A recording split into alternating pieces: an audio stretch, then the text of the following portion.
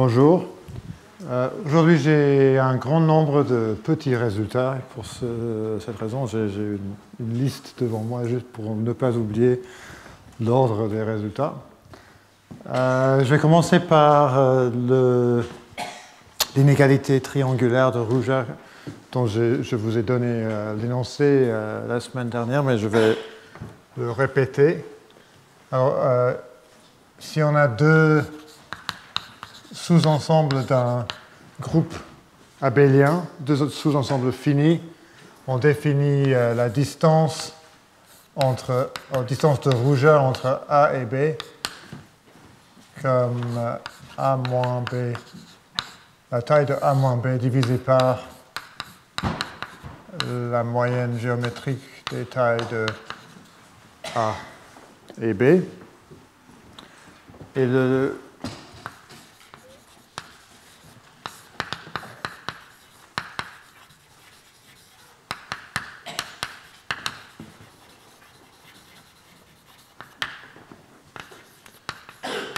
l'inégalité est une inégalité triangulaire multiplicative, c'est-à-dire on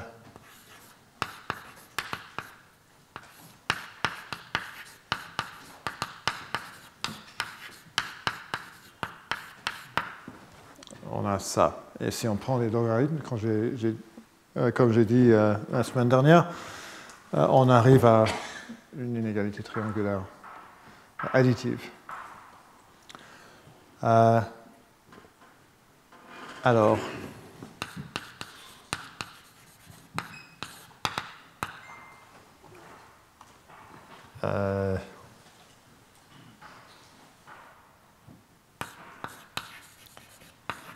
pour chaque U.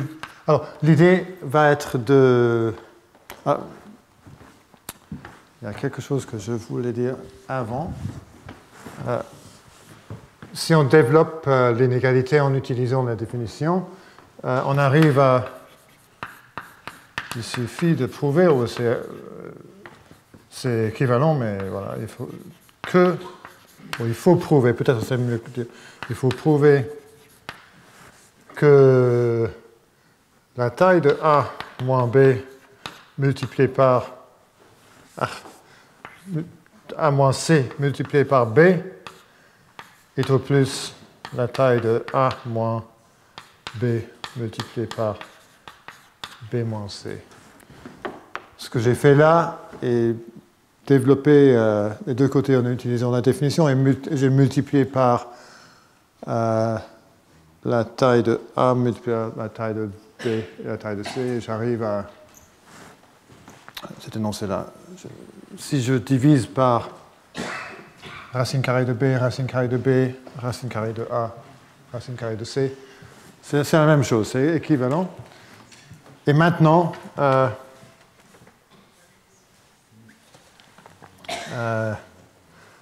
pour chaque U dans A moins C,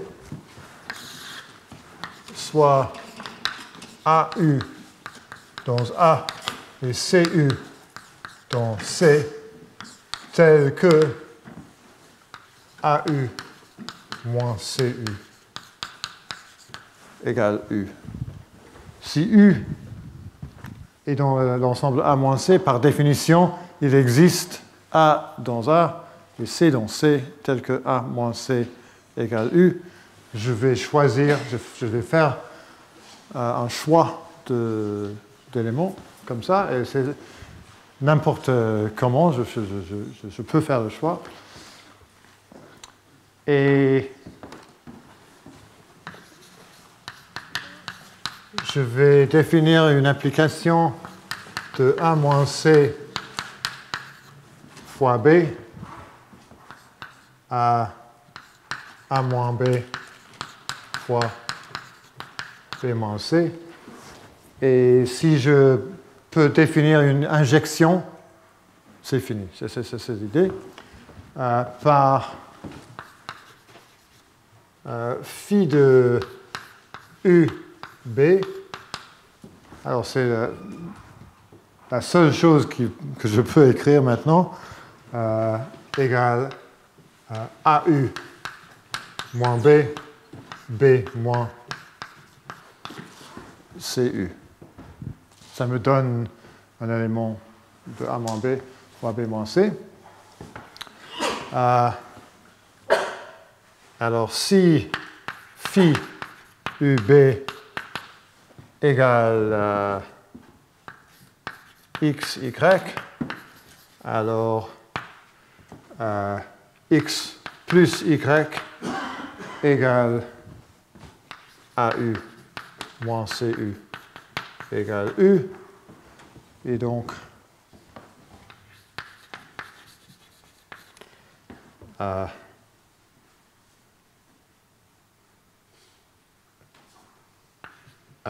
B égale X moins A2 X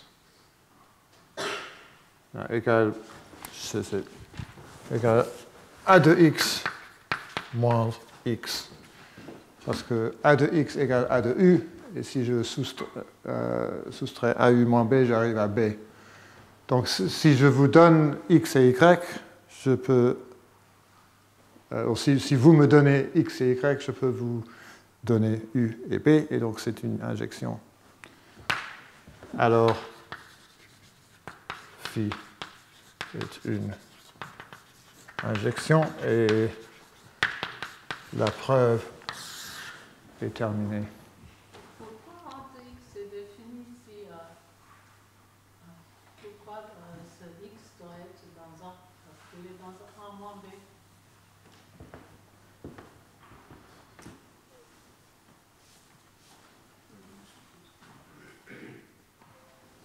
X égale A de U moins B. Oui, il est dans A moins B.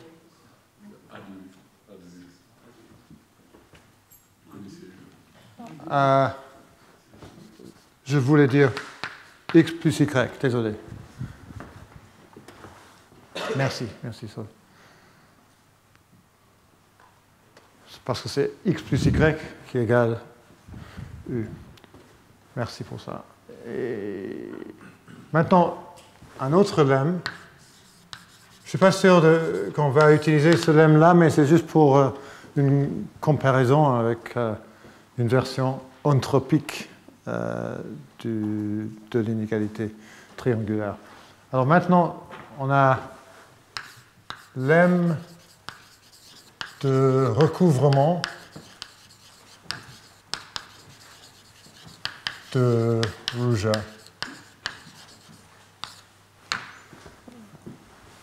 Selon GPT-5, ça s'appelle lemme de recouvrement de Ruja en français. En anglais, c'est le Ruja's Covering Lemma.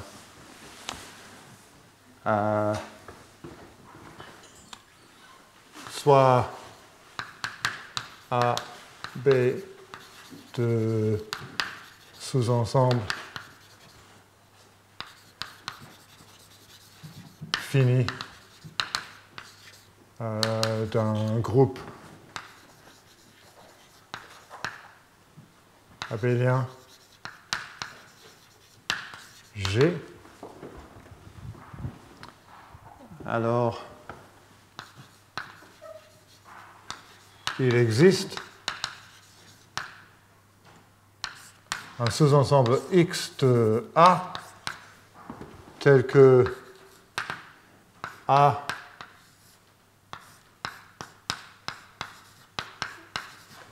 est un sous-ensemble de X plus B moins B, et la taille de X est au plus la taille de A plus B divisé par la taille de B. L'idée là est qu'on veut couvrir A par des translatés de B. On ne veut pas utiliser trop de translatés. X nous donne l'ensemble de translatés, et si on a de la chance et la taille de A plus B n'est pas beaucoup plus grande que la taille de B, on peut le faire avec un X pas trop grand. Et là, la situation arrive souvent dans la combinatoire additive. Preuve. Moi, je trouve que il est beaucoup plus facile de m'en souvenir de la preuve que de l'énoncé. Donc, normalement, si je ne fais pas un cours, si je veux utiliser le lemme, j'écris la preuve pour me rappeler l'énoncé. L'idée de la preuve est juste ce que je vais écrire maintenant, la première ligne de la preuve, et après, c'est facile. Alors, soit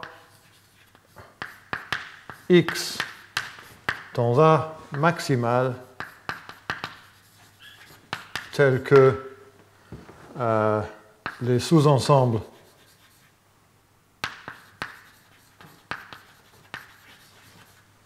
x plus b sont disjoints.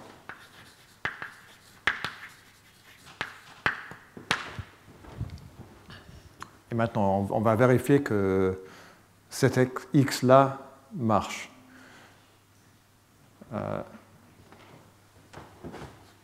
D'abord, alors,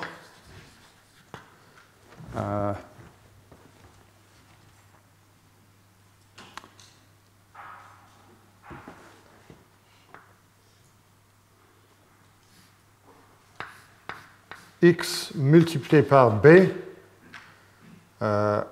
égale x plus b, parce que tous les sous-ensembles x plus b sont disjoints, et donc quand je prends la somme de x et b, j'arrive au produit des tailles de x et de b. Mais x est un sous-ensemble de A, et donc c'est au plus A plus B, et donc on a cette borne-là.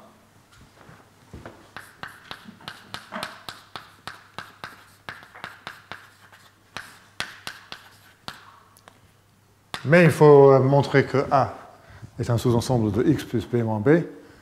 Mais si A est un élément de A, il existe x dans x tel que A plus B intersection x plus b n'est pas vide, parce que sinon x n'est pas maximal. Si je peux trouver A tel que cette intersection est vide, je peux ajouter A à l'ensemble x, mais x était maximal. Ce qui implique que A est un élément de x plus b moins b, et donc c'est fini.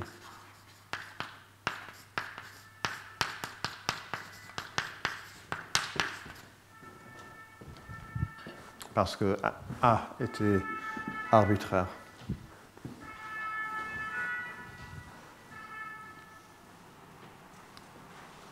Donc ça, c'est la fin de la combinatoire additive traditionnelle pour ce cours. Il y aura un petit peu plus un peu plus tard, juste pour traduire un problème de la combinatoire additive en une version anthropique. Mais maintenant, je veux parler de la relation entre l'entropie et les sommes des sous-ensembles des groupes abéliens. Alors, la combinatoire additive anthropique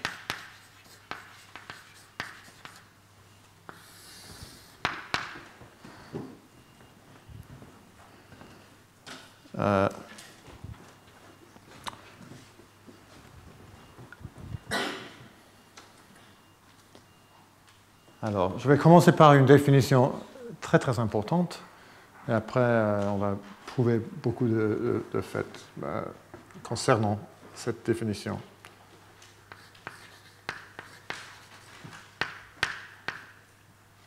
Définition, soit j'ai un groupe abélien, et pour nous, G va être fini, mais peut-être je devrais dire discret. Même ça, ce n'est pas nécessaire. Et soit X et Y de variables aléatoires qui prennent des valeurs dans G.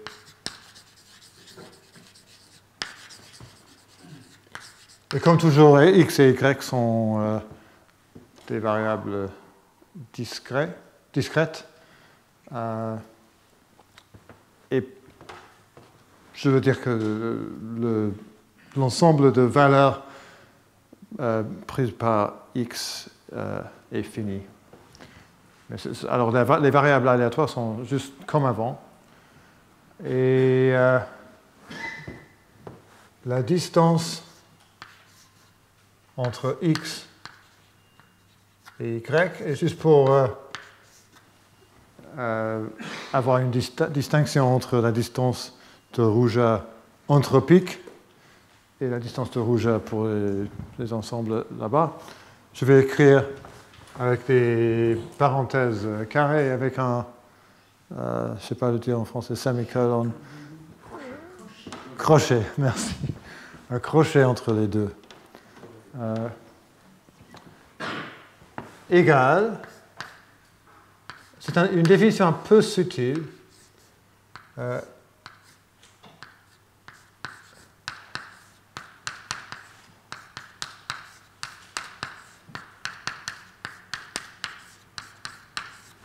Où X' et Y' sont des copies indépendantes de X et Y. Souvent, je ne vais pas écrire les primes là parce que je veux juste supposer que X et Y sont indépendants avant de l'écrire, mais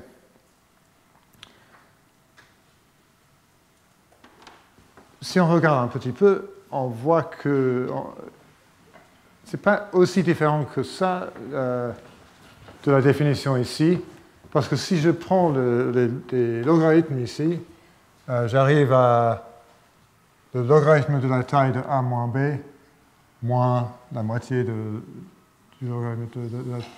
Et quand on a une variable aléatoire uniforme sur un ensemble, alors l'entropie est exactement le logarithme de la taille de l'ensemble. Et donc, c'est une version assez naturelle de la distance combinatoire, de la définition combinatoire. Alors, je vais prouver maintenant que la distance est positive et qu'il y a une inégalité triangulaire. La seule chose, juste comme ici, si A égale B, ça je veux souligner, si A égale B, il n'est pas du tout forcément le cas que la distance égale 1. Il est vraiment possible que si A n'a pas de structure additive, la distance entre A et A égale la taille de A moins A divisé par la taille de A, qui peut être n'importe quelle constante rationnelle, et plus grand que que 1. Également ici, on va voir maintenant, plus tard que les conditions, ce qu'on peut dire si la distance entre x et x égale 0. X doit être distribué uniformément sur une translatée d'un sous-espace de G. Alors, qu'est-ce que j'allais... Pour prouver que la distance n'est pas 0, alors, pour toujours, sauf si je dis le contraire, x et y vont être des variables aléatoires qui prennent les valeurs dans un groupe abélien G, juste pour ne pas devoir dire la même chose tout le temps. Alors, si x et y sont indépendants,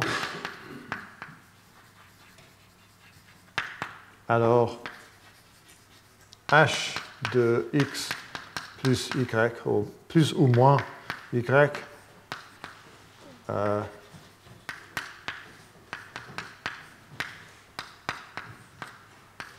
est au moins le maximum des entropies de x et d'y. Preuve. Alors, il y a beaucoup de symétrie là.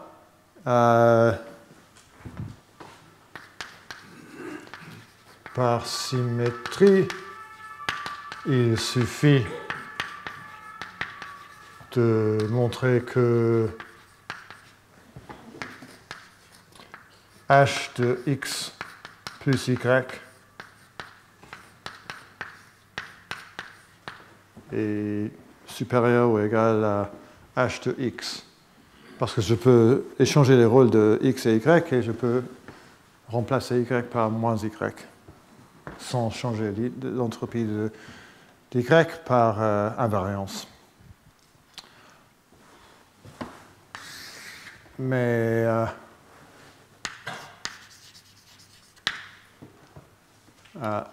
h de x plus y est plus grand que h de x plus y, sachant y par sous-additivité. Mais une fois que je vous donne la valeur d'y, puisque y et x sont indépendants, peut-être je vais l'écrire juste pour être plus h de x plus y, sachant qu'y égale y minuscule, c'est-à-dire h de x plus y. Et par invariance, cela égale h de x, et donc j'ai l'inégalité.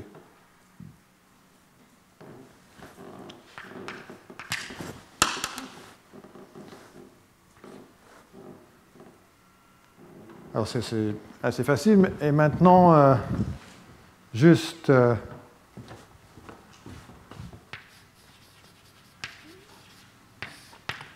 temps en temps, x et y ne sont pas indépendants.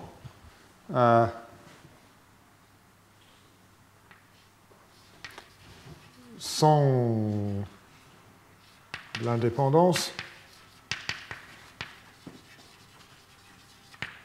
on peut dire que h de x plus ou moins y est au moins le maximum de h de x h d'y moins l'information mutuelle de x et y.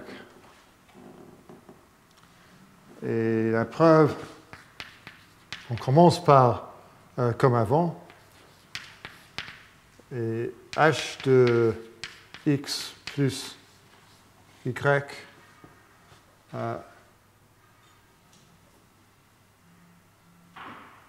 sachant y égale h de x plus y moins h de y égale... Alors, par invariance, maintenant je vais faire un calcul qu'on va voir plusieurs fois. Par invariance, l'entropie de x plus y égale l'entropie de x, y. Pourquoi? Parce que si je vous donne les valeurs de x plus y et y, vous pouvez me donner les valeurs de x et d'y, et si je vous donne les valeurs de x et y, vous pouvez me donner les valeurs de x plus y et y. Donc il y a une bijection, et donc par invariance, égale h de x plus h d'y moins h d'y moins l'information mutuelle de x et y. Et donc, si on met ça dans la preuve précédente, on arrive à cette conclusion un peu plus précise. Et dans le lemme précédent, ce terme égale 0. Je ne suis pas sûr qu'on va utiliser ça, mais c'est bien de savoir que ça existe. Et maintenant, comme j'ai promis, on va montrer que la distance ne peut pas être négative. Alors, corollaire.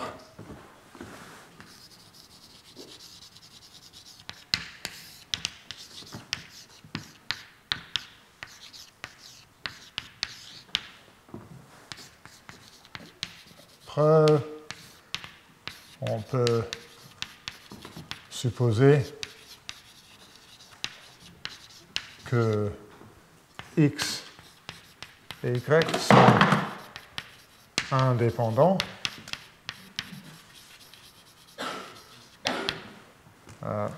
Alors, la distance entre x et y égale h de x moins y moins la moitié de h dx moins la moitié de h dy. Mais l'entropie de h de x moins y est au moins l'entropie de x par indépendance et aussi l'entropie de y par indépendance. Peut-être je vais l'écrire comme ça.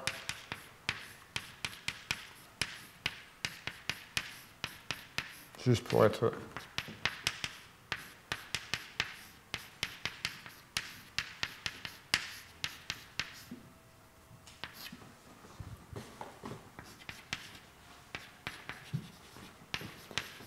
Et voilà, c'est fini.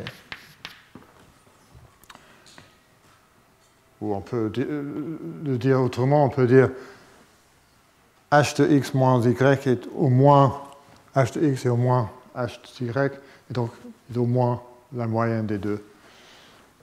Et donc la distance ne peut pas être négative.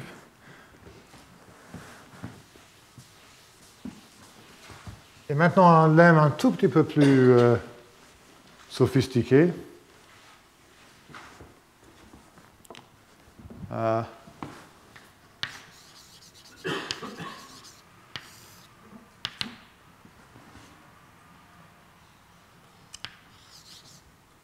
La distance entre x et y égale 0 si et seulement si il existe un sous-groupe H de G et des translatés. Alors, une fois de plus, le sous-groupe est translaté. Alors, est-ce que translaté est toujours un mot féminin ou ça dépend de ce que je... Alors, merci. Donc, c'est comme ça pour les... Ok. C'est eu ce moment de... Elle est translatée H plus X, H plus Y, tel que X est uniforme sur H plus X. Et je crois que j'ai fait une erreur la semaine dernière, donc, et uniforme sur H plus Y.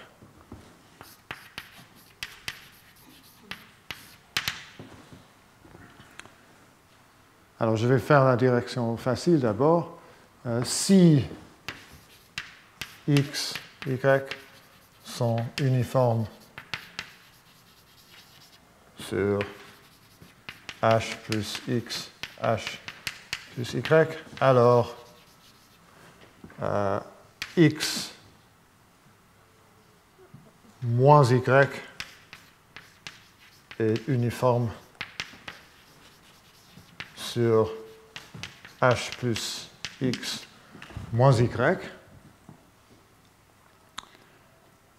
Et donc,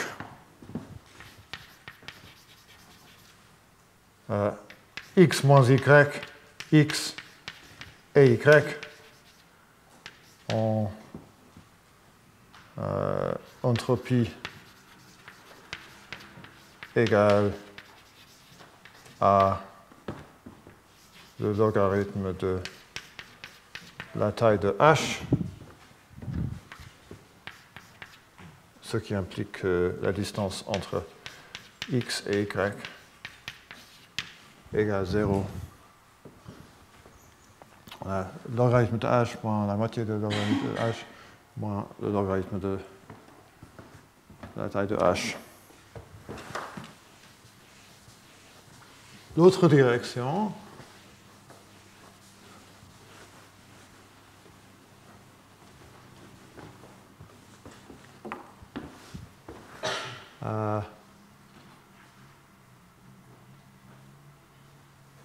on peut, comme avant, supposer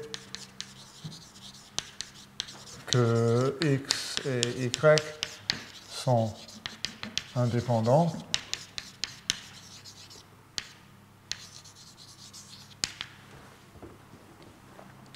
Et alors,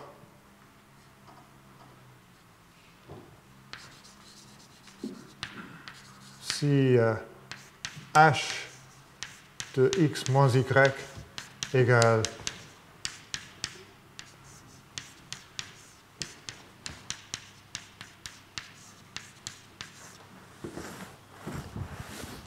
alors, si la distance égale 0, on a cette équation-là. Mais on sait par le lemme ici que h de x moins y est plus grand que h de x et aussi plus grand que h d'y. Et donc il faut avoir égalité partout. Alors h de x moins y égale h de x égale h de y par le lemme ici. Mais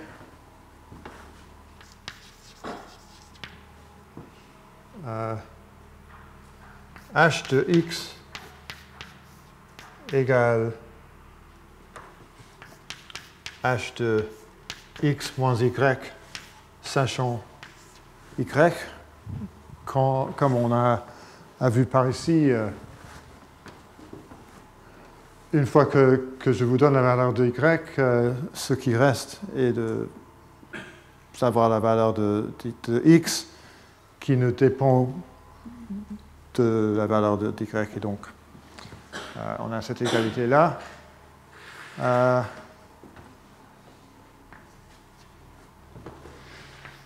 Et donc, h de x moins y égale h de x moins y sachant y, ce qui implique que x moins y et y sont indépendants.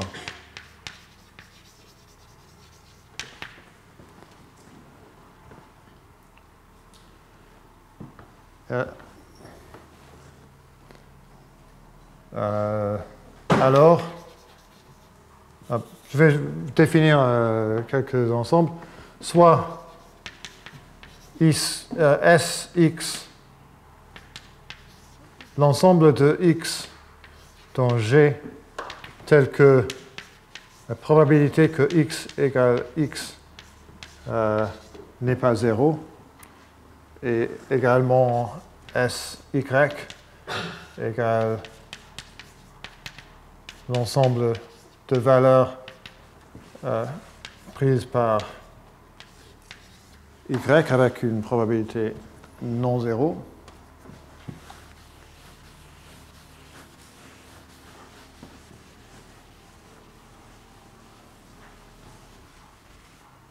Et soit Hx, le sous-groupe généré par Sx moins Sx, j'utilise cette notation-là pour le sous-groupe, peut-être je devrais, le sous-groupe généré par Sx moins Sx et également Hy égale le sous-groupe généré par Sy moins Sy.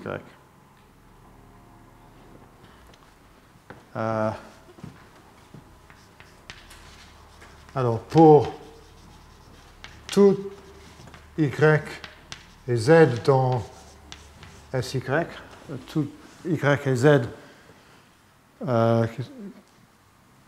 les valeurs prises avec les probabilités non zéro par y, la distribution de x moins y égale la distribution de x moins z. Pourquoi? Parce que x moins y et y sont indépendants. Si je vous donne la valeur d'y, peut-être la valeur égale y, la distribution de cette variable aléatoire est x moins y. Et si la valeur est z, la distribution est x moins z. La distribution ne peut pas dépendre des valeurs. Et donc, ces distributions-là sont égales. Les distributions. C'est-à-dire la probabilité que x moins y égale u égale la probabilité que x moins z égale u pour tout u.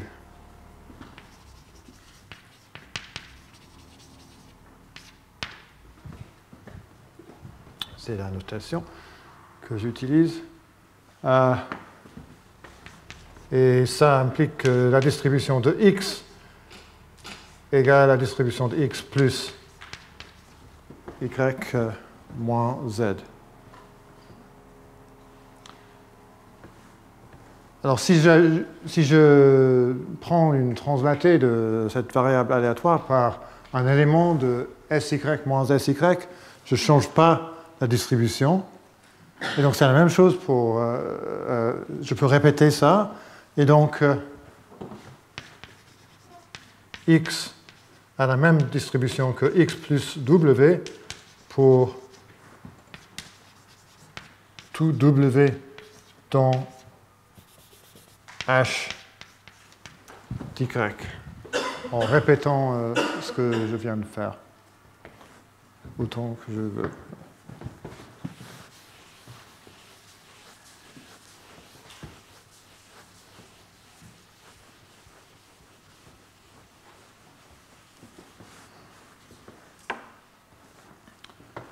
Également, par le même argument pour tout V dans H de X, Y a la même distribution que Y plus V.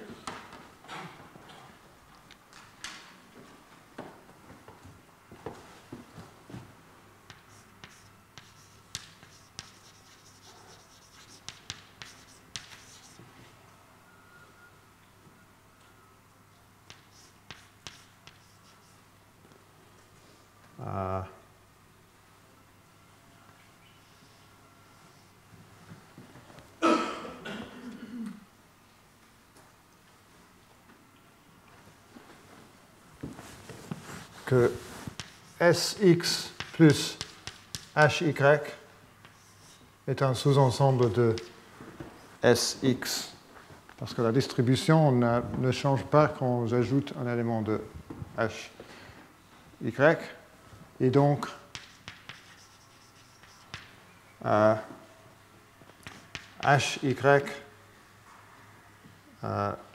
est contenu dans Sx moins Sx plus Hy, qui est un sous-ensemble de Sx moins Sx, grâce à ce que j'ai écrit là. Mais Sx moins Sx est un sous-ensemble de H de x. Donc j'ai prouvé que Hy est un sous-ensemble, un sous-groupe de Hy, mais par symétrie,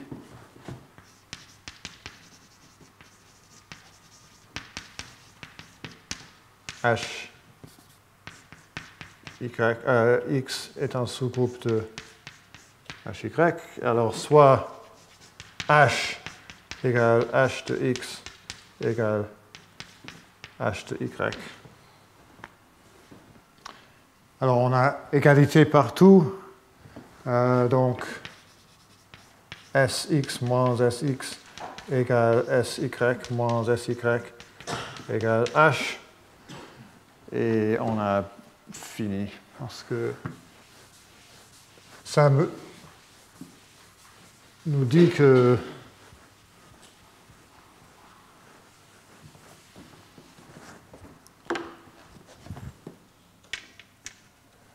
donc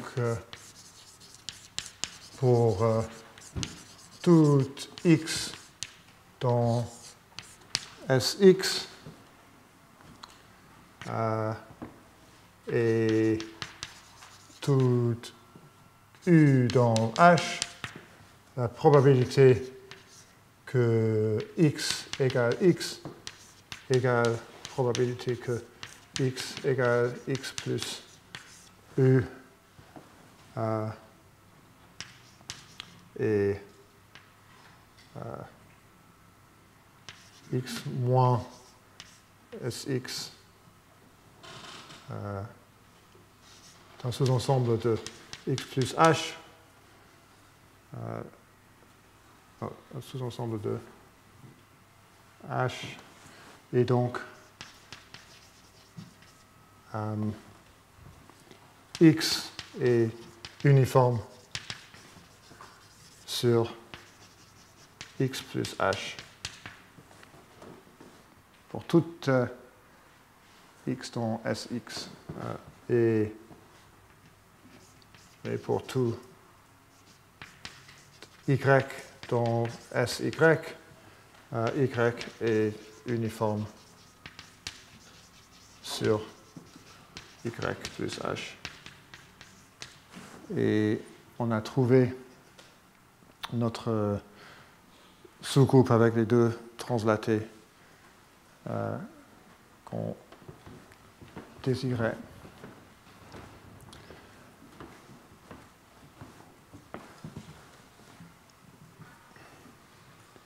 Alors, pourquoi c'est un sous-groupe? Pourquoi H est un sous-groupe? Parce que c'est par définition, H de x était le sous-groupe généré par Sx moins Sx.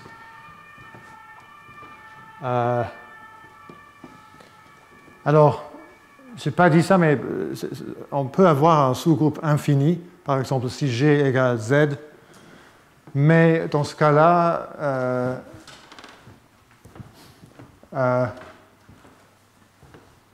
la distance ne va pas être 0. Alors peut-être que j'aurais dû dire... Oui, non, c'est implicite. S'il y a un sous-groupe infini, il n'est pas possible que x soit uniforme sur h, et donc le théorème est toujours vrai, pour des raisons triviales.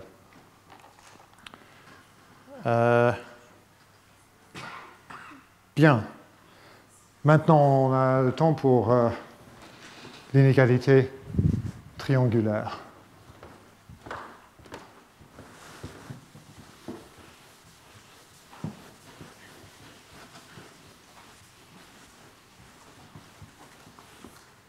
Il y a deux résultats un tout petit peu plus difficiles aujourd'hui, dont ce résultat-là était un, et dans peut-être une heure, il y aura l'autre. Je veux vous rappeler maintenant un résultat que je vous ai présenté dans le premier cours, mais il est vraiment possible de... Alors, c'était un résultat qui dit si z dépend de x et de y, alors on peut dire quelque chose un tout petit peu précis que la sous-additivité. On a h de x, y plus h de z.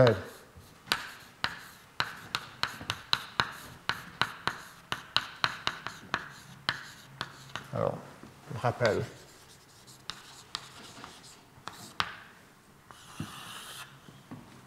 C'est une conséquence de sous-modularité.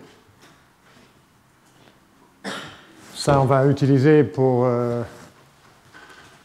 démontrer l'inégalité triangulaire. Alors, lemme, inégalité triangulaire. Peut-être je peux dire entropique de Rouja.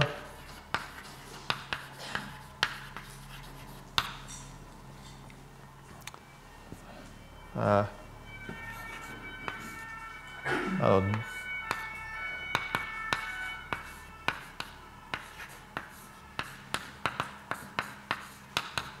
c'est ce qu'on pense.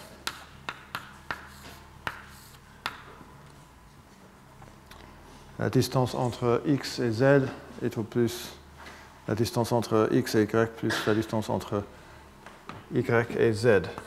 Preuve.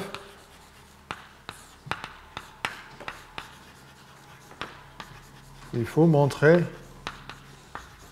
que, et maintenant je vais développer les deux côtés comme dans la version combinatoire. Il y a 2 fois h de z. Qu'est-ce que j'ai fait? Il y a 2 fois h de z. Dans le rappel. Ah, même. Merci.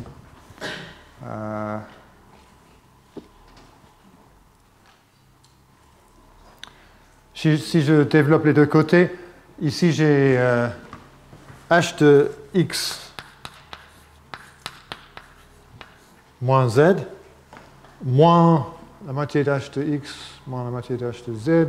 Ici, j'ai encore un moitié d'h de x et un moitié d'h de y, mais aussi j'ai deux fois la moitié de l'entropie de y.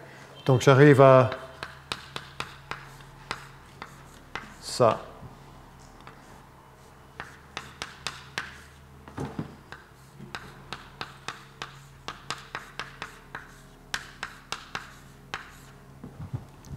après avoir développé les deux côtés.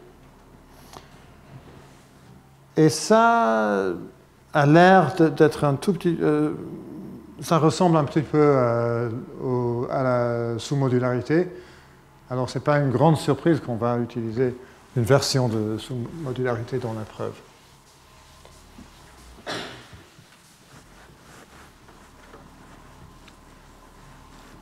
Donc, il faut choisir ce que je vais utiliser pour z, et je vais utiliser x moins z ici. Alors, x moins z dépend de, alors, quelque chose d'assez trivial, de xz, bien sûr, mais également de x moins y, y moins z, qui est quelque chose qui est assez naturel de décrire parce que j'ai les variables x moins y et y moins z présents dans le... alors, je n'ai pas dit, mais je suppose que x, y, z, etc. sont indépendants parce que les distances, dans les distances, je prends des copies indépendantes, donc je peux supposer que les variables sont indépendantes. Et alors,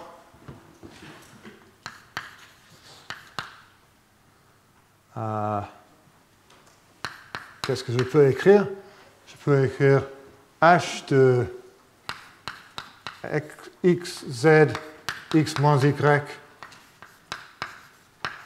y moins z, plus h de x moins z est au plus h de x, z, plus h de x moins y,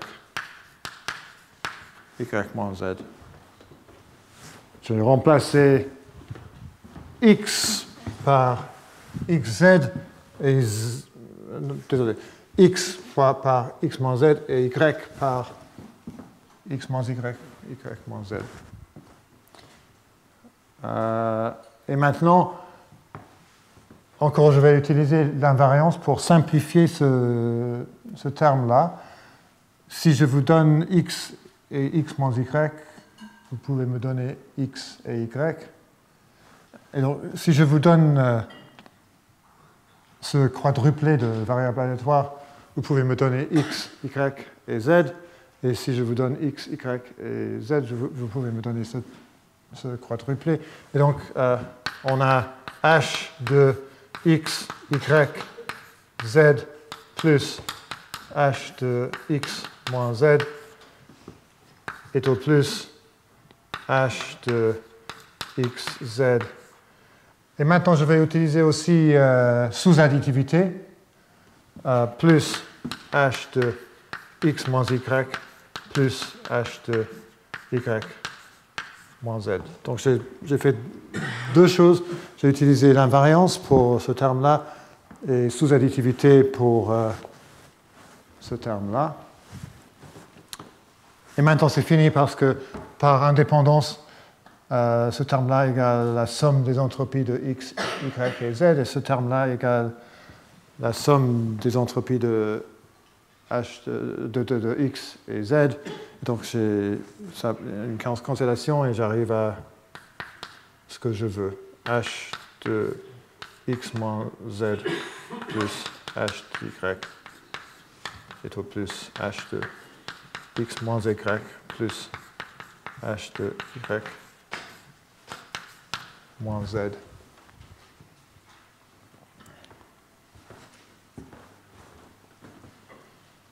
Et juste avant la pause, un autre résultat.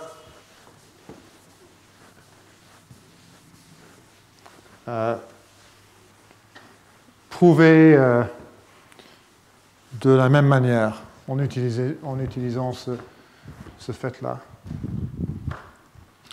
Lemme,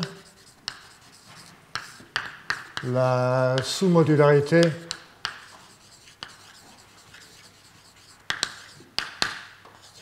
des sommes, ou sous-modularité additive, je ne sais pas ce qui est façon standard de dire, c'est h de soit x, y et z indépendants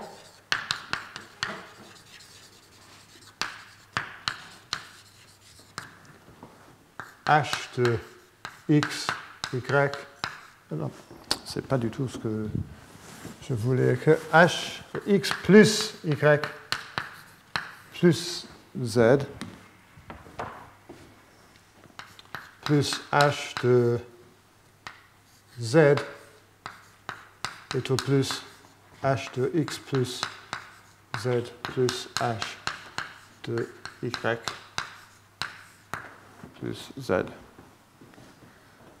Alors la sous-modularité qu'on a vue avant était pareille, sauf que à la place de l'addition, on avait des virgules. Alors on avait h de x, y, z plus h de z et au plus h de x, z plus h, y, z. Alors il y a un petit miracle qu'on a exactement la même forme de la formule, mais ce que ça signifie est vraiment différent.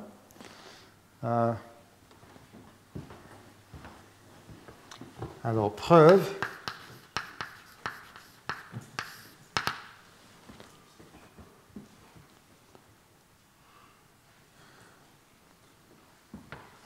On va prendre ce terme-là comme le z ici. Donc, il faut trouver deux variables aléatoires pour dire que x plus y plus z dépend de ces deux variables aléatoires. Et en utilisant, on veut avoir une symétrie entre x et y. Une fois qu'on a noté ça, il n'y a pas beaucoup de choix. Dépend de x plus z y et de y plus z x. C'est évident, mais c'est pas clair en avance que ça va marcher, mais ce choix de variable aléatoire va nous donner exactement ce qu'on veut. Et donc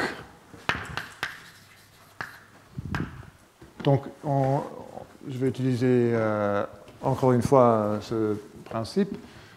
C'est h de x plus z, y plus z, x plus h de x plus y plus z est au plus h de x plus z, y plus h de y plus z, x, et on peut vérifier tout de suite que ça marche. Ça, encore une fois, si je vous donne ce quadruplet-là, vous pouvez me donner x, y et z, donc par invariance, on a x, y, z plus h, x plus y plus z est au plus. Et par indépendance, y est indépendant de x plus z, x est indépendant de y plus z. Donc j'ai h de x plus z plus h de y plus z plus h de x plus h de y. Et après cancellation, ce qui reste ici est h de z. Et c'était ça dont on avait besoin. Ce qui implique l'inégalité.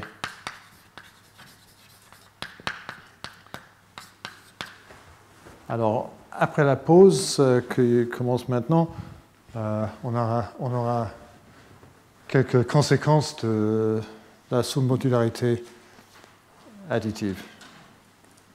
Donc je vais recommencer à 11h05 ou peut-être 11h06. Alors,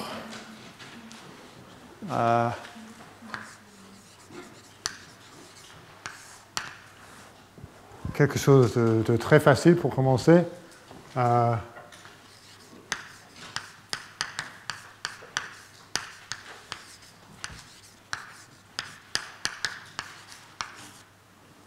Pour tout couple de variables aléatoires x et y, la distance entre x et x est au plus la distance, 2 fois la distance entre x et y. Et c'est une conséquence immédiate de l'inégalité triangulaire de Ruger.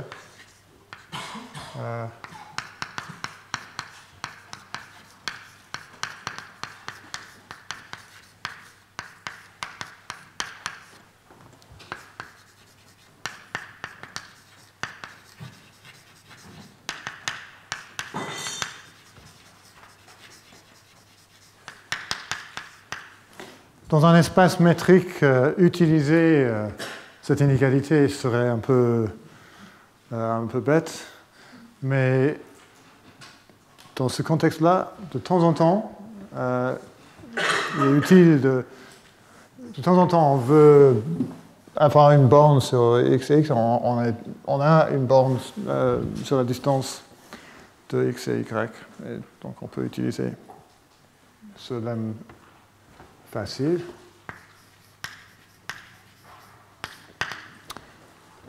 Quoi d'autre? Et maintenant, un peu moins trivial, la distance entre x et moins x est au plus 2 fois la distance entre x et x.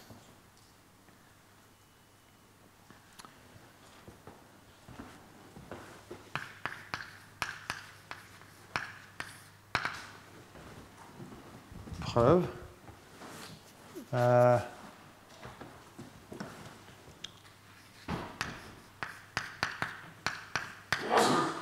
distance entre x et moins x égale à h de x moins x, c'est-à-dire x plus x, mais je vais écrire, juste pour être clair, x' pour signaler que là, j'ai une copie indépendante de x, qui est vraiment très important dans la définition. Moins la moitié de h de x moins la moitié de h de moins x, qui sont tous les deux par invariance d'entropie de x. Alors je peux écrire ici moins h de x.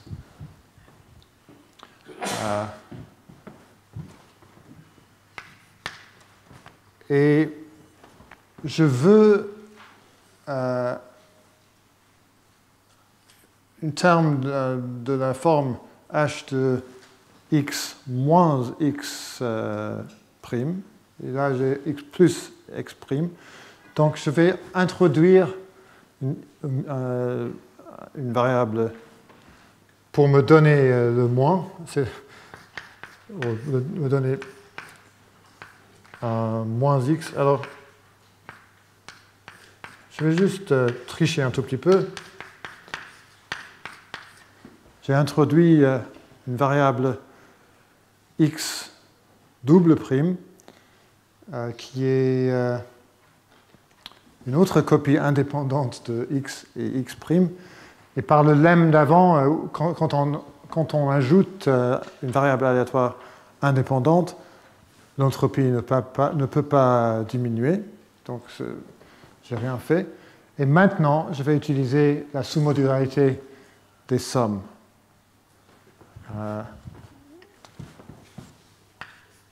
Alors, c'est au plus h de...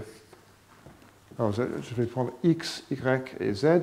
Alors, h de x moins x double prime plus h de x prime moins x double prime moins h de x double prime moins h de x.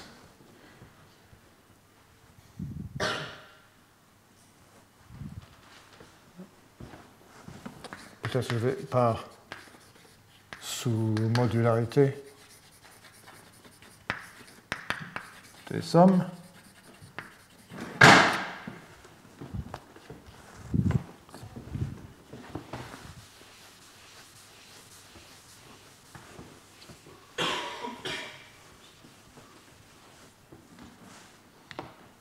Et maintenant, on a ce qu'on veut parce que h de x moins x double prime moins h de x double prime est exactement la distance entre x et x. Et ça aussi est la distance entre x et x. Alors, égale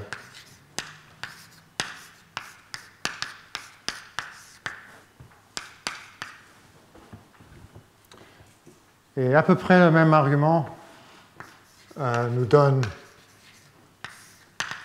une généralisation de ce lemme où je remplace x, ce x-là par y. Alors, mais le constant est un peu pire.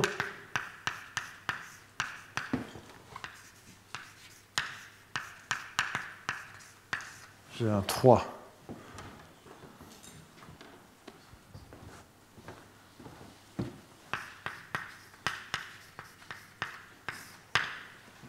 Alors,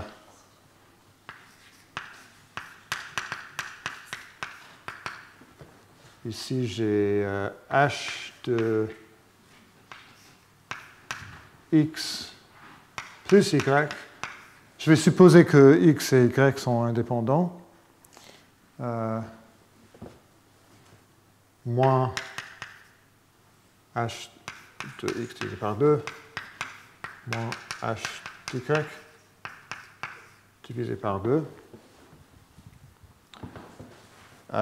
Encore une fois, je triche, j'introduis alors h de x plus y moins y prime moins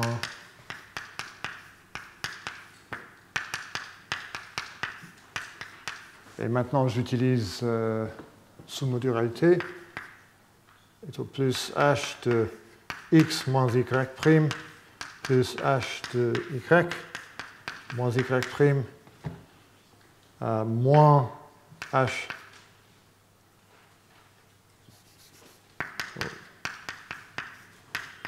Il faut soustraire l'entropie de y prime qui égale l'entropie d'y parce que y prime est une copie d'y, donc moins 3 sur 2 h de y.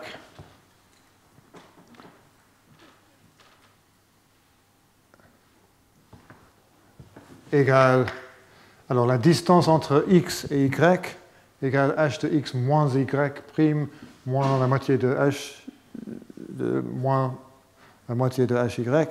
Alors on a la distance x, y, et la distance entre y et y égale h de y moins y prime moins h d'y.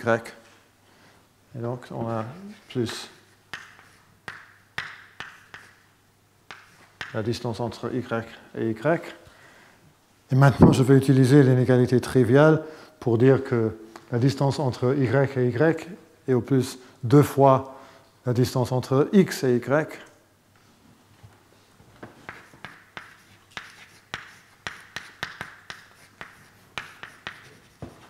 Par le lemme trivial. C'est-à-dire ce lemme ci.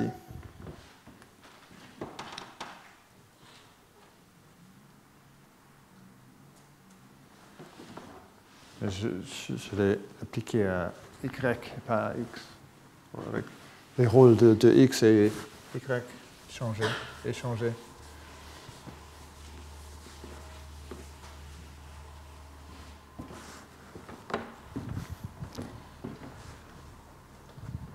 Bien, maintenant, les choses deviennent un tout petit peu plus compliquées parce qu'on va parler de la distance conditionnelle.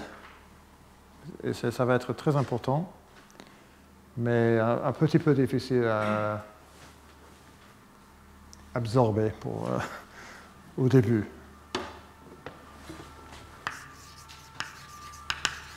La distance conditionnelle.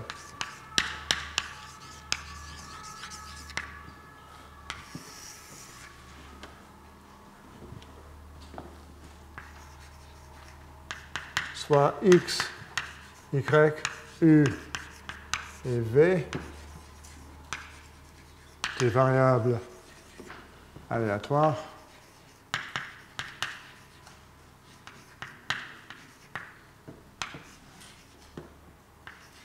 La distance conditionnelle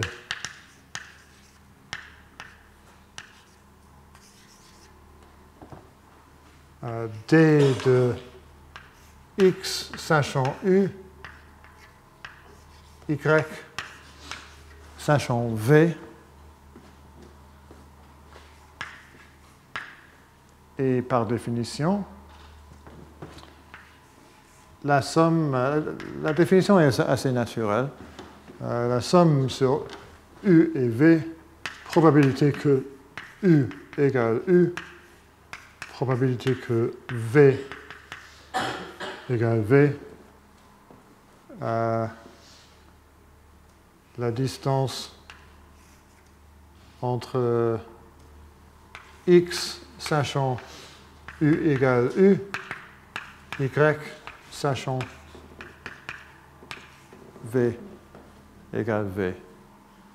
Et je souligne encore une fois, là c'est la vraie distance entropique de Ruja.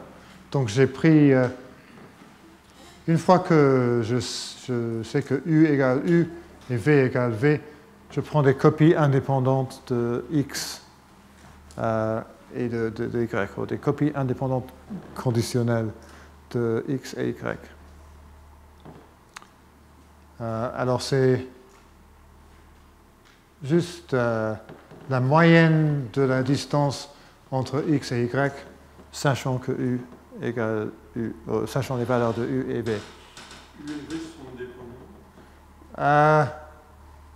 Je ne suis pas sûr que ça... Il faut écrire la probabilité du coup.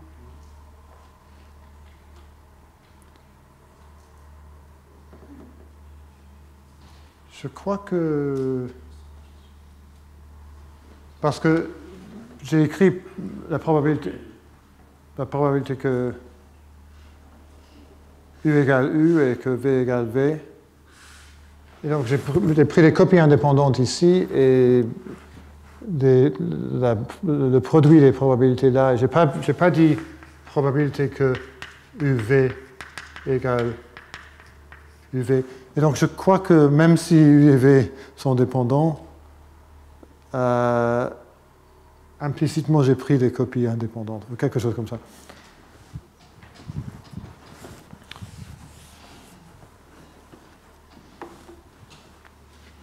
Et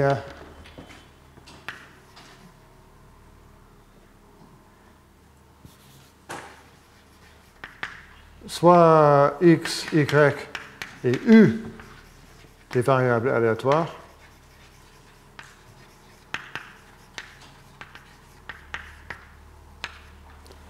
la distance conditionnelle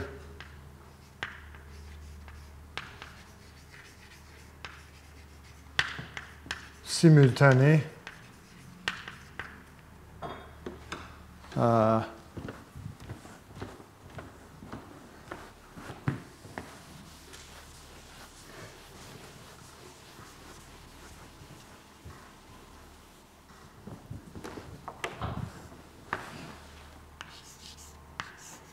x,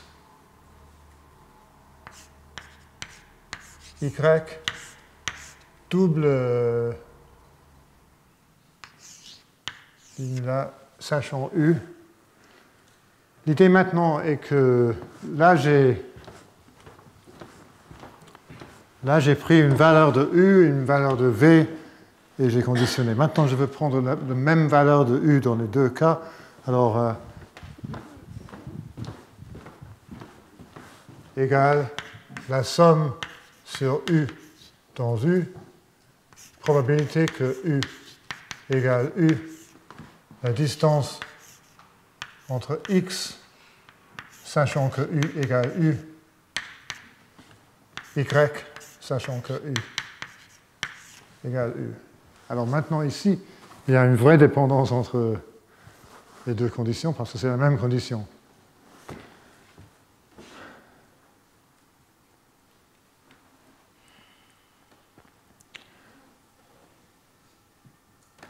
Et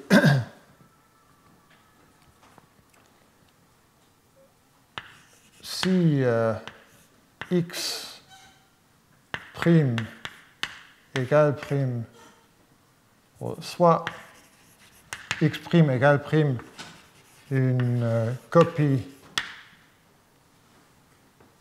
de X prime, de X et Y, où on choisit d'abord U et après X prime, Y prime et X, Y sont indépendants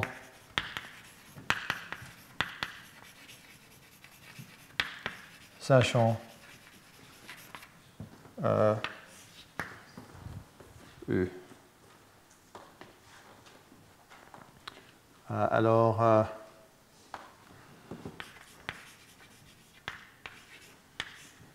la distance entre X et Y, sachant U, égale la distance entre X' et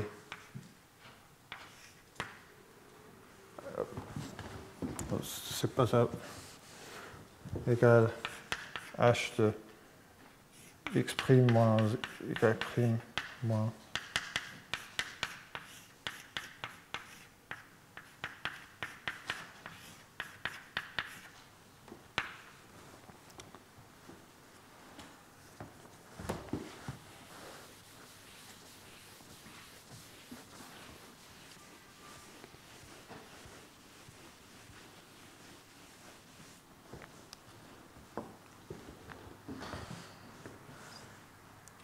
Et maintenant, je suis prêt à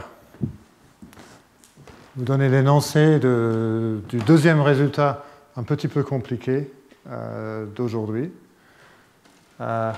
qui s'appelle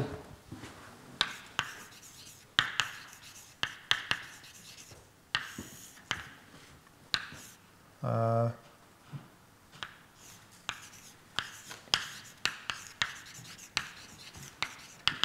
il y a un théorème que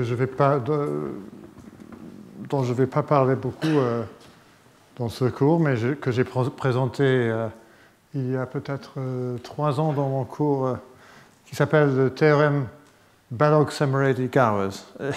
C'est un théorème de Balog et Semerady où moi j'ai trouvé une nouvelle preuve qui donnait de l'information beaucoup plus précise, quantitative. Et donc, mon nom a été attaché au théorème. Et ce théorème-là est une version anthropique, mais la connexion entre ce théorème et la version combinatoire n'est pas très évidente. Et donc, je crois que c'est plus facile de juste ne rien dire là-dessus. Mais il y a un théorème dans la combinatoire additive traditionnelle, non anthropique.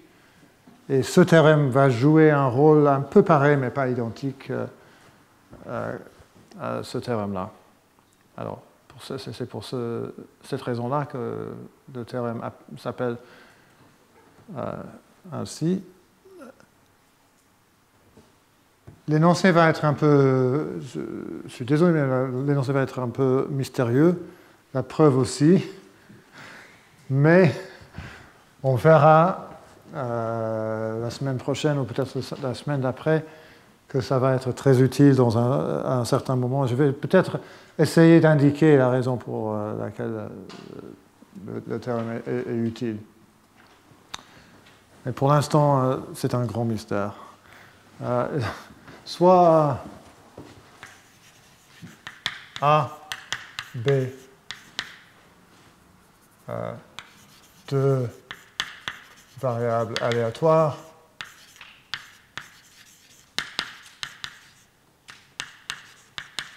prenant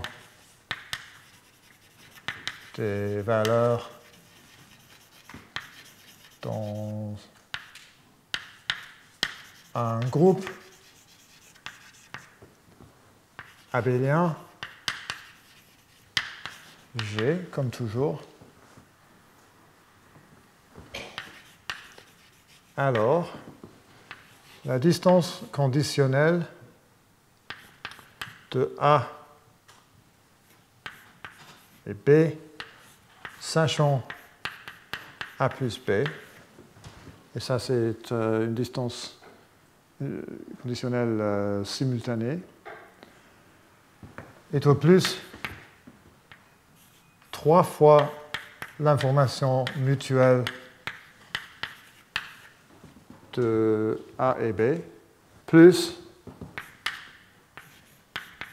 2 fois l'entropie de A plus B, moins l'entropie de A, moins l'entropie de B.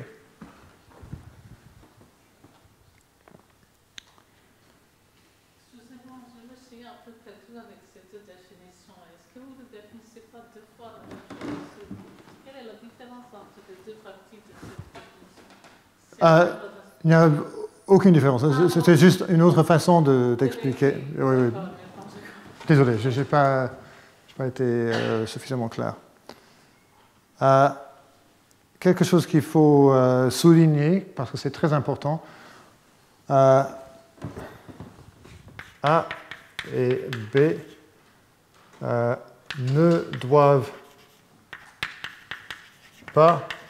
C'est implicite parce que j'ai ce terme-là, ce terme de l'information mutuelle,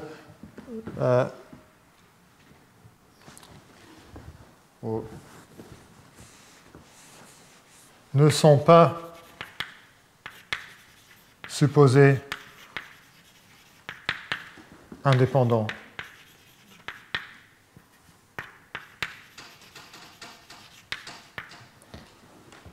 Donc, ce théorème va être utile dans un contexte où on a des variables aléatoires qui ne sont pas indépendants.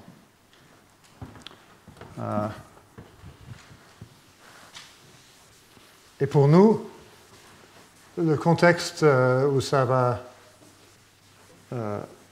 apparaître sera un contexte où on a 2 variables aléatoires où l'information mutuelle n'est pas très grande. On va conclure que cette distance n'est pas très grande non plus. Mais malheureusement, on aura ce terme-là, mais on va l'utiliser d'une façon assez malin, où on peut l'utiliser 3 fois et obtenir une constellation de ces termes ici. Et une fois qu'on aura fait ça, on aura ces termes d'information qui seront petits. Et donc on obtiendra des distances petites. Mais pour l'instant, vous n'avez aucune idée pourquoi je veux des distances petites et tout ça, mais ça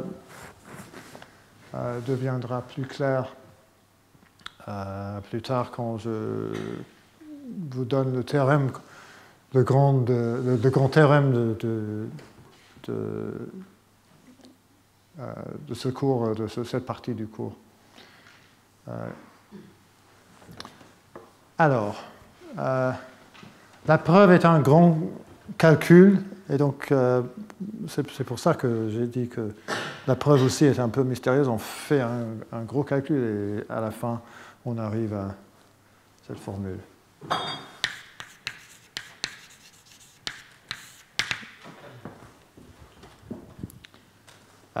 Soit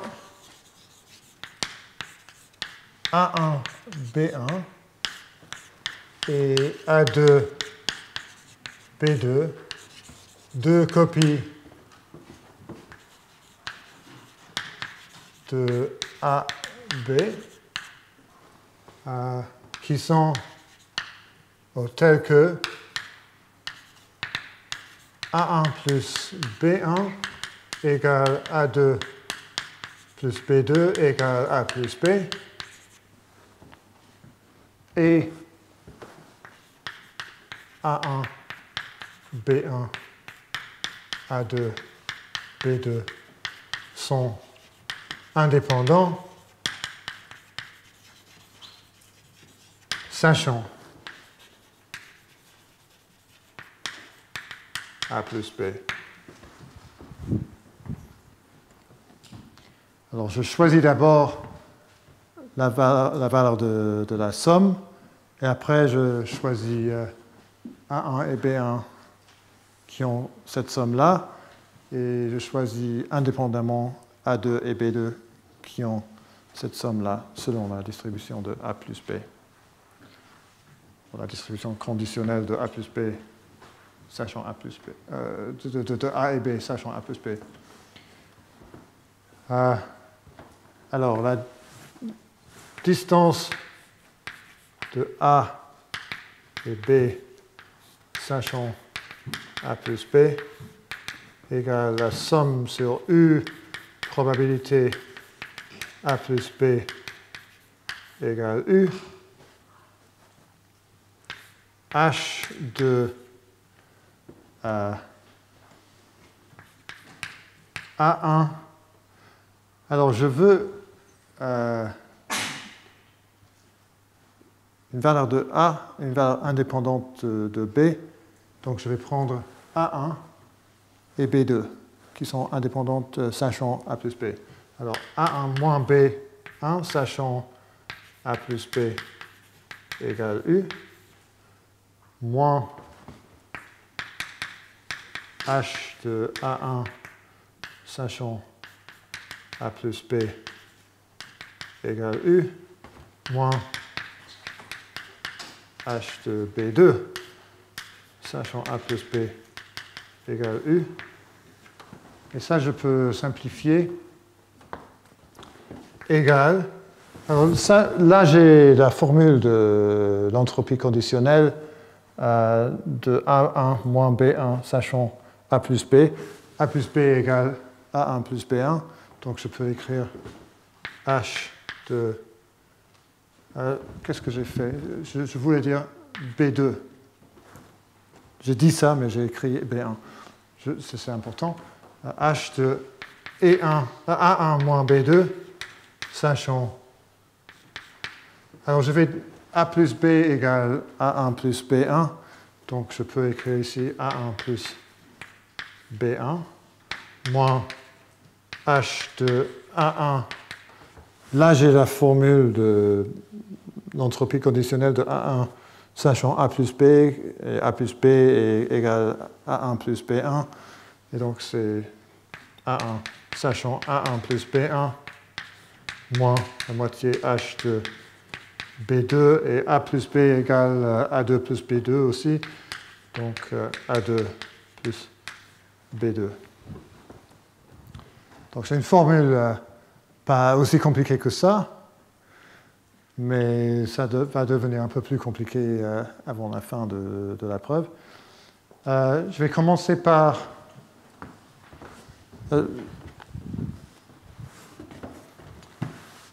développer le deuxième terme.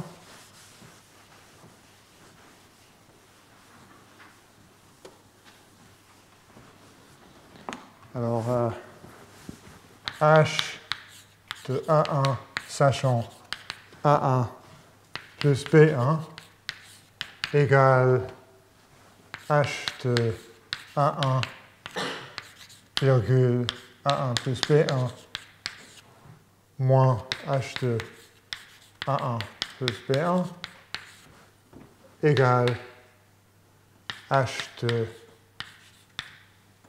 A1 B1 par invariance, encore une fois. J'utilise cette astuce que la distribution de A1 et A1 plus B1 nous donne la distribution de A1 et B1, et en autre direction aussi, moins H A1 plus B1 égale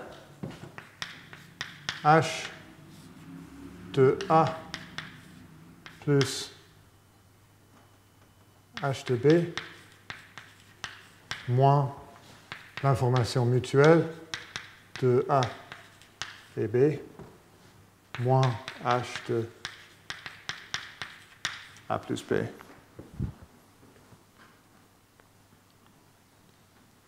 Et là, j'ai utilisé la définition de l'information mutuelle. Et là, j'ai utilisé le fait que A1 plus B1 égale A plus B. Donc, l'entropie est la même. Ce terme-là, par le même argument, on arrive encore une fois à HA plus HB moins. Parce qu'ici, on a B2, A2 plus B2, et donc on a H A2, B2 également pour H B2 sachant A2 plus B2. Et donc,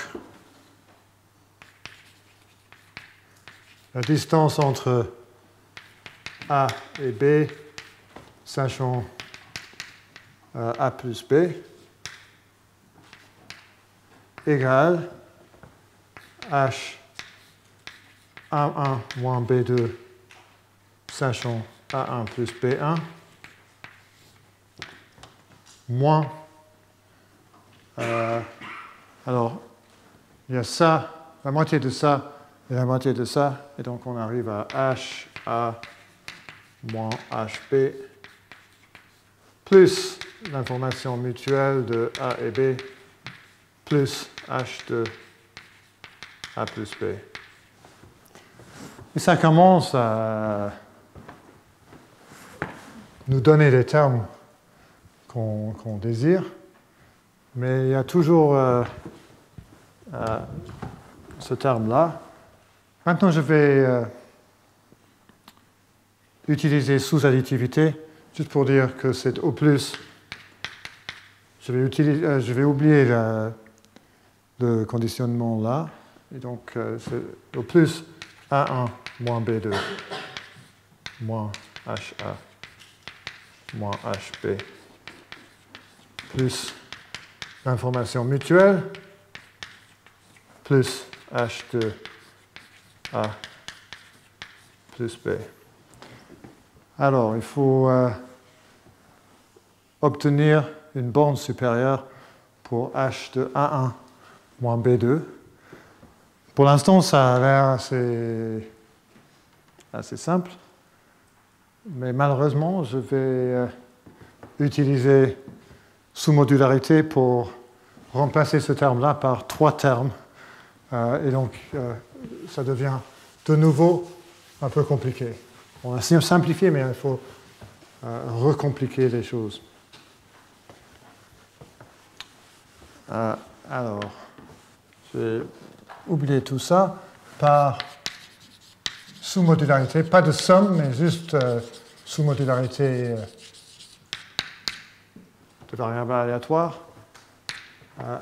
H A1 moins B2 est au plus H A1 moins B2 A1 plus H A1 moins B2 B1 moins H et 1 moins B2 A1 B1. Si j'ajoute si j'ajoute ce terme-là aux deux côtés, j'arrive à h des 3 variables plus h, une variable, et tout plus la somme. Alors on a sous-modularité appliquée aux 3 variables A1 moins B2, A1 et B1. Et c'est le choix qui marche. Donc maintenant, je vais examiner tous ces termes de ce côté-là. H de A1 moins B2 A1 égale, encore une fois, on a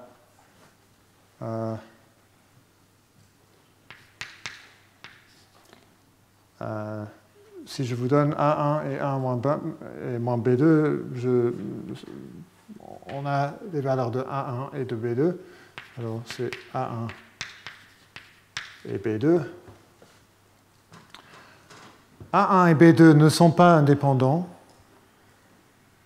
Ils sont indépendants sachant A plus B. Mais ça ne me concerne pas parce que je veux utiliser que sous-modularité, sous-additivité à ce point-là, et c'est au plus HA plus HB. Et alors, H A1 moins B2 B1, ça a l'air un petit peu plus difficile parce que j'ai A1 moins B2 et B1, et donc je ne peux pas faire la même chose que j'ai fait ici, sauf que je peux le faire parce que A1 plus B1 égale A2 plus B2, et donc A1 moins B2 égale A2 moins B1. Alors, ça égale H A2 moins B1, B1. C'est parce que A1 plus B1 égale A2 plus B2. J'ai utilisé cette égalité. Et maintenant, j'ai égal H A2 B1 tout plus H de A plus H de B, encore une fois. Donc j'ai 2H de A plus 2H de B. J'avais moins H de B, moins H de A, moins H de B, ce que je voulais. Donc je ne suis pas très content d'avoir ces deux H de A plus H de B, mais je vais avoir moins de H de A et H de B quand je développe, je l'ai perdu, le troisième terme ici. Alors,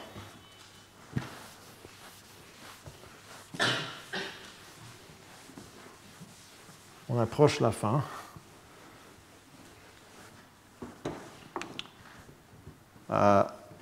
H2 A1 moins B2 A1 B1 alors, égale H de A1 moins B2 A1 B1 A plus B. Pourquoi? Parce que si je vous donne A1 et B1, vous avez A1 plus B1, et donc vous avez A plus B. Et maintenant, ce n'est pas tout à fait nécessaire d'écrire ça, mais c'est juste pour que vous voyez ce que je fais maintenant. Égale H de A1 moins B2 A1 B1 sachant A plus B plus H de A plus B.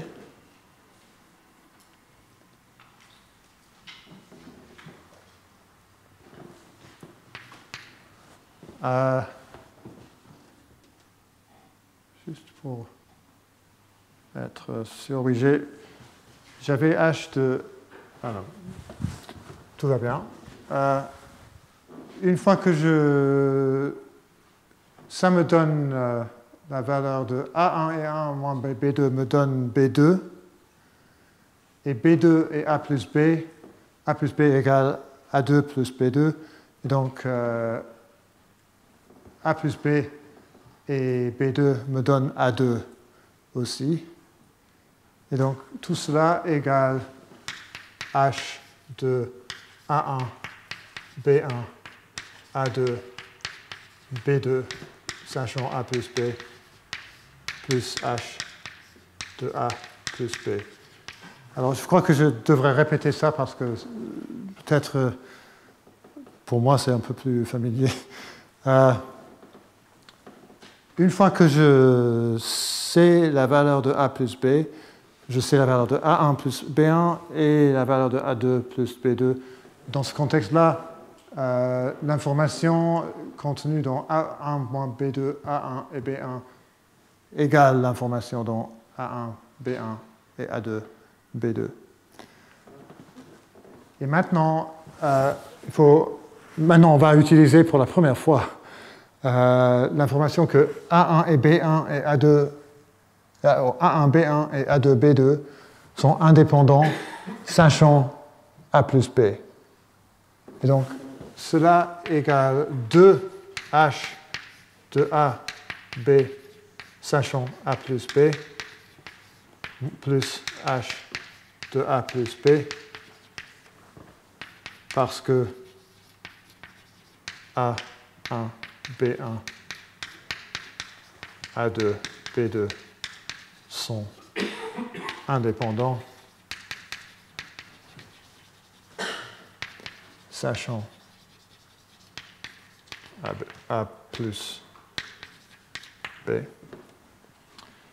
Et maintenant, je peux développer ce terme-là, égale 2H A, B, A plus B, moins 2H A plus B, plus H A plus B. Si on a A et B, sachant A plus B ne donne pas plus d'informations, donc je peux égale 2H de A et B moins H A plus B égale 2H de A plus 2H de B. Maintenant, je suis très content que je peux canceller les autres 2H de A et 2H de B. Moins 2 fois l'information mutuelle de A et B, plus, moins H de A plus B. Alors la preuve est finie. Il reste à vérifier que si je prends toutes ces égalités et bornes supérieures, j'arrive à la conclusion que je voulais.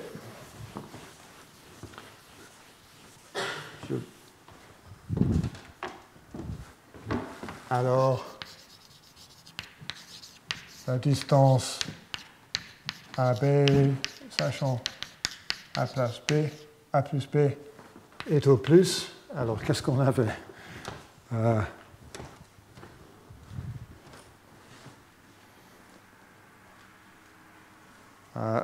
Je vais commencer par ça. Il faut d'abord écrire la valeur de la borne qu'on a obtenue pour ce terme-là, qui est égal, qui est borne, on a une borne supérieure ici. On a 2 fois HA plus HB. Pour commencer,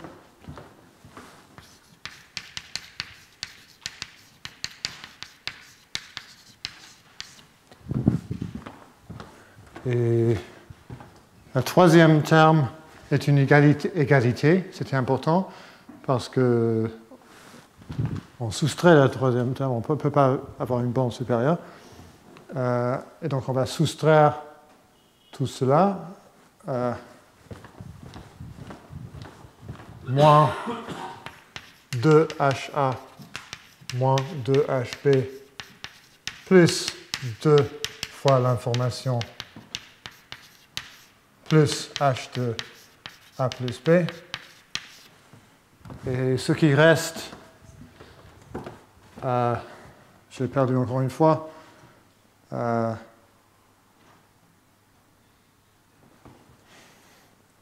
plus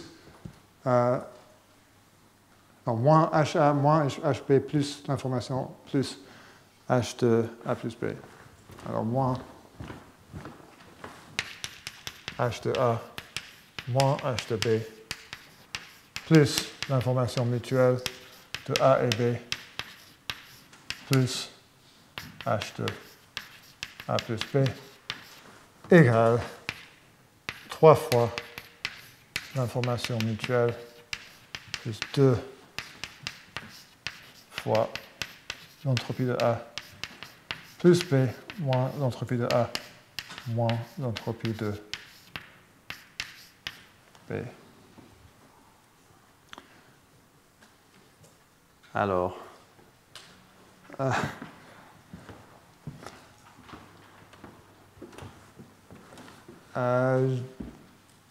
je vous conseille d'utiliser, peut-être d'oublier la preuve et d'utiliser le résultat comme une boîte noire qui va être utile pour un autre argument. Alors pourquoi j'ai fait tout ça? Peut-être maintenant, juste pour finir, je vais vous donner le résultat qu'on va prouver maintenant, qui était la solution d'un problème assez connu dans la combinatoire additive.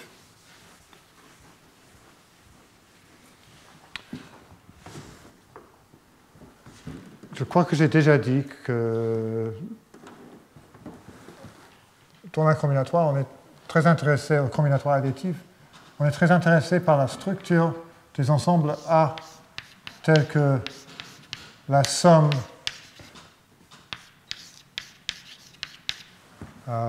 n'est pas beaucoup plus grande que la taille de la somme n'est pas beaucoup plus grande que la taille de l'ensemble. Il y a un théorème de Freiman pour des sous-ensembles de Z qui ont cette propriété-là, qui donne que j'ai présenté dans mon cours il y a 3 ou 4 ans, qui donne une structure ou une description structurelle assez remarquable des ensembles qui ont cette propriété-là.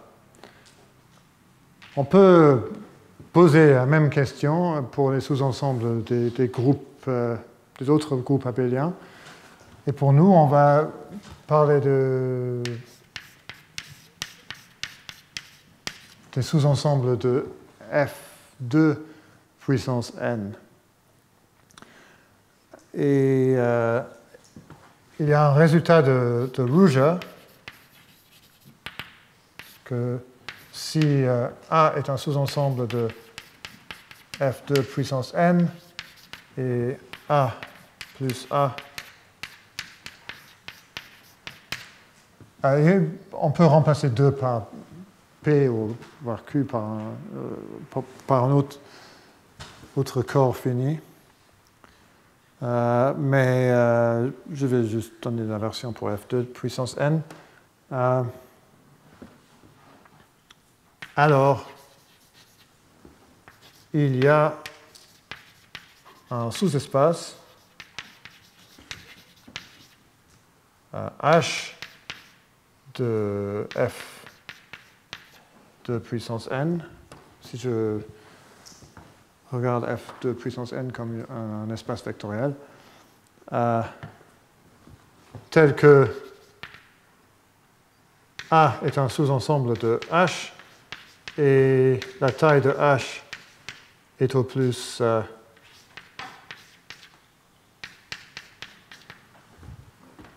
à peu près, pas beaucoup plus grande que la taille de A. Et là, on a une fonction de C. Et Rouge a obtenu quelque chose comme 2 puissance C puissance quelque chose, c'est-à-dire une borne exponentielle en termes de C. Mais pour les applications, souvent on veut quelque chose un peu meilleur, on veut une borne, un résultat plus précis, avec une borne. Alors, il y a eu pas mal de progrès. Il y avait un résultat de Tom Sanders qui a obtenu une borne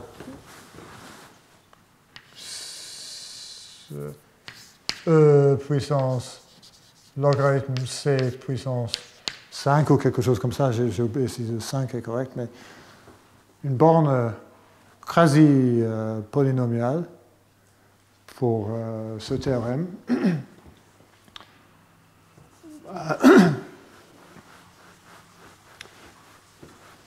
Ou plus précisément pour l'énoncé suivant. Je vais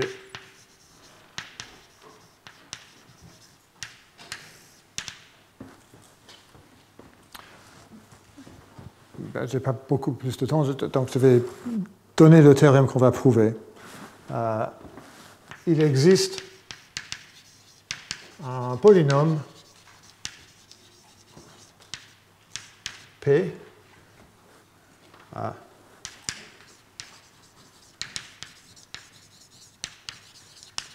et ce théorème résout une conjecture de Martin, Katalin Martin.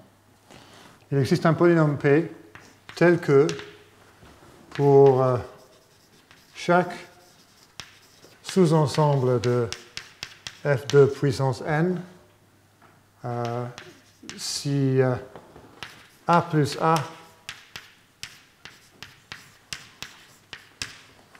si la somme de A n'est pas beaucoup plus grande que A, alors il existe un sous-groupe H de f de puissance n tel que la taille de H est au plus la taille de A et un sous-ensemble X de f de puissance n tel que la taille de X est au plus P de C et A est un sous-ensemble de H plus X. C'est-à-dire, si on a un ensemble dont la somme n'est pas très grande, alors A, on peut couvrir A par pas beaucoup de translatés d'un sous-groupe H. Et le converse de ce théorème est très facile. Si on a un sous-ensemble de H qui peut être couvert par un nombre raisonnable de translatés de H, alors on a que A plus A est un sous-ensemble de H plus H égale H plus X plus X. Et si la taille de X est au plus un polynôme de C, la taille de X plus X est au plus le carré de ça, et donc le converse est très facile. Et donc ça nous donne une description très précise et quantitative des sous-ensembles de f2 puissance n, des sommes petites. Moi, je dois finir. Juste un petit mot sur la feuille d'exercice. Je vais vraiment essayer de la produire aujourd'hui ou demain. Une fois que je dis ça,